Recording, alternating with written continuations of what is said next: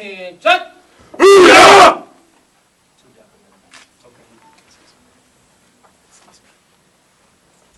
Alright, stand at ease. Alright, where are my 2 deafers at? Where's the other one? There's 2 supposed to be in the late entry program today. Oh, that's you, okay. Well, the rest of you are shipping, correct?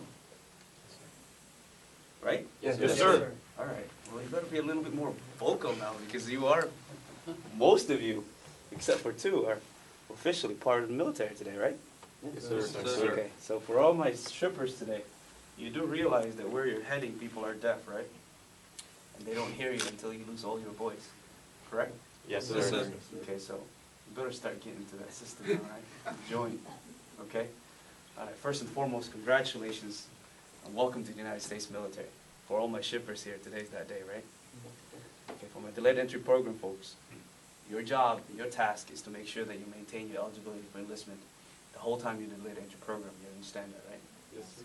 Okay, make sure that you have good lines of communications with your recruiter, just in case something may arise that may affect your enlistment. They can be fixed at his or her level before it becomes a bigger issue. Okay, understand that we expect you to be of the same status, if not better, when you get back here, so we can put you in active duty orders and just be like this, folks. Here. All right? Yes, Looking forward to that day. So, also, when you leave here today, you do represent the branch of service you're going to be joining in. So make sure, particularly in this particular time, that you be cognizant of that. Okay? There's a little bit more heightened awareness for people in uniform during these times because of Veterans Day. Okay, so make sure that you act appropriately and accordingly as well. So I'm sure you'll do that. But for the rest of you, your job starting today is to support and defend the Constitution of the United States, right? Yes, sir. Big deal, correct? Yes, sir. You believe that? Yes, sir. You truly believe that? Yes, sir. Or for most of you, you'd be like, oh, it's just a job. Better not. Okay? First and foremost, welcome officially to the less than 1% of the population, right? And that starting today, you're going to earn that right to wear the uniform, correct? Yes, sir. It's still a process. And you're still going to be put in a stressful environment, both mentally and physically. And hopefully you'll prepare yourself for it. Okay? Because if you're not, then you'll be in for a surprise, right? Okay? For the men out here, you say goodbye to your hairs, right? Yeah? You're heading to a place where they have one haircut for you. Yeah? And you will earn that right to wear your hair again, too. Okay? But what I always tell a lot of folks is that when you talk about the ceremony that you're about to do today, okay, I want you to go ahead and think deeper what that really means. Okay? Because when they go ahead and do that announcement, it's like, Captain Bravo, your ceremony is ready. I really do not like that. And the reason for it is because it's not my ceremony. It's yours. I'm the facilitator for the ceremony. Okay? And what it signifies, the deeper meaning behind it, would put in perspective what your decision is going to be and how it impacts who we are. Really, it truly does. And one thing that we do in the military is that we honor tradition. And everybody understands that, right? Yes, sir. If you look at it, if you look around you, this simple room here, if you go throughout the United States and all of its territories, wherever you see a military entrance processing station, you will have a ceremony room similar to this. It have the wooden walls, you have all 5 branches of services, the United States flag, and all of the services flags. The only difference, mostly, is the state flag and the command flag. But other than that, they are quite the same. You will have the seal of the Department of Defense. And that's that. And the reason for it is because we honor, 1, tradition, and 2, we also make sure that we have some sort of uniformity in it. Okay? And anybody know here the history of the Oath of Enlistment? Why you do this ceremony? First and foremost. And for you that are here for shipping today, and for my deppers here, you're going to do it again as well. And even that twice. You have to do this twice in order for you to serve your country. Any of you stopped and questioned that? No? Man, you guys are going to make great sailors. You're going to follow orders without questioning. But really, if you think of the deeper meaning of it, you'll get perspective of how important your decisions really is. Because it sheds a light about what you're making for yourself and for the greater good of the organization you're going to be joining in. Since 1776, in order for you to join the United States military, you'll have to make a contract that you swear an oath to support and defend the Constitution of the United States. Okay? So in order for you to serve, back then, there's always this cliche that the dotted line. We don't have dotted lines anymore. We have biometrics now. We have greatly improved. Right? So you don't know that? Well, yeah, technology, cutting edge technology, I tell you. But here's the essence of it. Since then till now, the words has changed of that oath that you're about to say. I think the latest version that you're going to say, if I'm not mistaken, is 1992. Because we also have grown as a society, and our values have changed a little bit too. But the essence of what you're about to say today stands true then till now. That who we are as a nation, what we stand for, and what we believe in, is embedded in what we call our Constitution.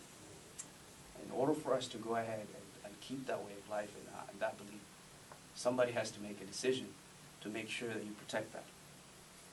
And for the most part, it's voluntary, right?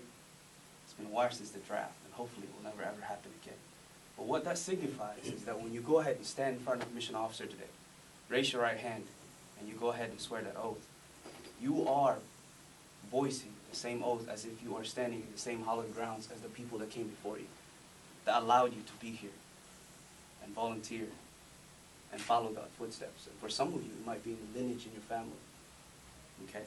What that means is that since then till now, our Constitution has been constantly defended by brave men and women like yourselves, who you're about to enter to. And what this signifies today is that you are allowing tomorrow's generation to be able to stand in front of a mission officer, raise her hand or his hand, and swear an oath.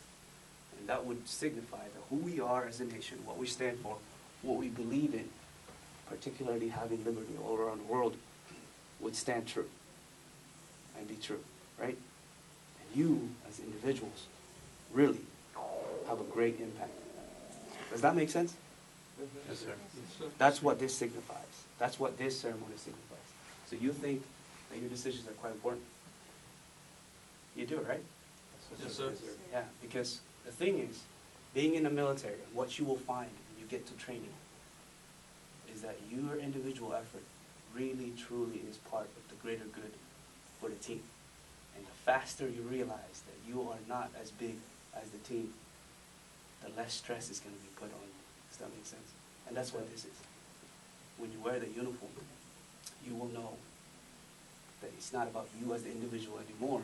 It's about what you stand, what that signifies. And that's what this ceremony gets you into. Okay? That's one. Next, don't ever forget also, this is a job and it's a career, and it's a noble one, guy. Okay? I don't care what you're here for. I don't care what your reasons are for joining. The point is, you also, starting today, have a clean slate. All right? Does not recognize what you've done in the past, good, bad, indifferent, does not matter. But what matters is that how you ascend into the business of the military is for the most part dependent upon how you want it to be. Ever heard a saying that in the military you just follow orders, you don't have much of a choice? Anybody heard that? Yeah, you agree with that? That's not necessarily true. Okay? Because for one, you chose to be here, correct? Yes, sir. It's your choice, right? You chose your job too, right? Based on what you're qualified to. That's a choice, correct? Yes, sir. Okay. Do you also believe that excellence is a choice? Yes, sir. That means you have a choice in the military. How your career is going to be in the military is also your choice. You cannot choose to be physically fit if you don't choose to. You cannot choose to be the best at your job if you don't put the effort to. So that's a choice on your part. So that means that how you ascend in the ranks in the military is dependent upon your choices. Does that make sense? So you have every power, just like everybody else, in front of you, behind you, and beside you, to go ahead and start something really, really special in the military. Because you will get experiences, friendships, and everything else on that nowhere else you can get. Okay? But also you will be provided the tools you need to be successful, not in just the career fields you chose, but in life in general. I can guarantee you that something within you will change in a couple of months. You will see that as well. Okay? But you have to allow that to happen. You have to embrace that. You know, because most people hate change, right? yet it's the only thing that brings us progress. And you will never be the same person every day, because tomorrow will be somewhat different. So I hope that you really truly believe that, and you make something out of your careers, because even whether you do this for 2 years, 3 years, 4 years, or 20 years down the road, something for a bigger and better, brighter career, you'll have some sort of impact to that. Be proud of your service, okay? Also, make sure that you don't forget that it's a privilege to serve. It's not for everyone, obviously, all right? Because if it is, then you don't have to go through all the hoops and hooplas to get here, okay? Don't forget that. And also, it is your job to educate the rest of the 99-point-something% of the population that the military is not a robot. We're not robots. We're human beings that also has a job, you know, and you have a task. So make sure that you put that in good light, okay? Right? Yes, sir. Perfect. That is awesome. So congratulations. Welcome to the team. And I'm not going to say good luck, because you don't need that, right? Luck is something that is not something that is going to happen. You know, I always believe that luck is individual. You cannot be lucky in the lottery if you don't play it, right? Okay. You cannot be lucky and get promoted if you're not already in the military, in my opinion. So there's no such thing. Cool. So also don't forget to thank your family members, because you're going to need to support the support that you're going to need while you're there. Okay. For some of you, it's probably the first time you leave your house. So I know for me it was, and it sucked. I ain't gonna lie. But the thing is, don't forget to recognize those people that's going to be your support system the whole time, okay? Because when they say that you are part of less than 1% of the population, you bring your whole community with you when you leave. So make sure you recognize them as well. Any questions? No, sir. All right. My 2 cents are done. I'm not running for office or anything. All right. While you recite your oath today, I will ask you to repeat, do solemnly swear. You may substitute that statement to solemnly affirm, okay?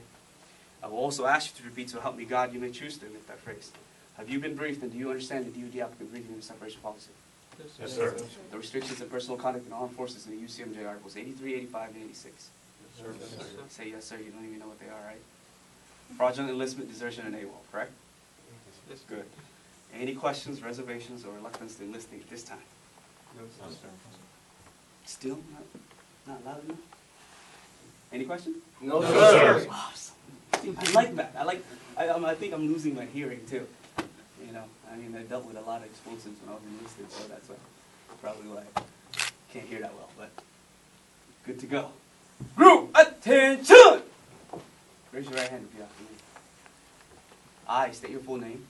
I, Leo Mormont, Do solemnly swear do solemnly swear that I will support and defend that I will support and defend the Constitution of the United States the Constitution of the United States against all enemies, against all enemies, foreign and domestic, foreign and domestic, that I will bear true faith that I will bear true faith and allegiance to the same, and allegiance to the same, that I will obey the orders and I will obey the orders of the President of the United States of the President of the United States and the orders of the officers and the orders of the officers appointed over me, appointed over me, according to regulations according to regulations and the Uniform Code of Military Justice. and the Uniform Code of Military Justice. So help me God. So help me God. All right. Congratulations, folks. Hands down.